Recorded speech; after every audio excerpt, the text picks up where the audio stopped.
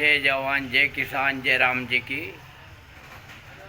सभी किसान मजदूर भाई और सभी से मैं हाथ जोड़कर विनती करता हूँ, बिजली विभाग वाला जो रात में लाइट काटिया दे रिया और बिजली नहीं दे रिया, इसलिए हमें 31 तारीख तक अगर बिजली विभाग वाला लाइट दे दे ठीक है, और नहीं देगा तो जहाँ भी ग्रिड है वो पूरा मध्य प्रदेश में जाकर ग्रिड है वहीं जाकर और हमें धरना प्रदर्शन करना और एक ज्ञापन मुख्यमंत्री के नाम में देना।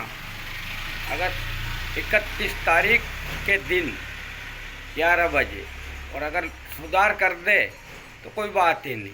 मैं राम जगदीश दांगी भारतीय किसान यूनियन मां शक्ति से प्रदेश अध्यक्ष। बिजली विभाग की मनमानी नहीं चलेगी, जहाँ भी परेशान करे मेरे पास फ़ोन लगा देना, मैं जाऊँगा। जय जवान जय किसान जय संविधान।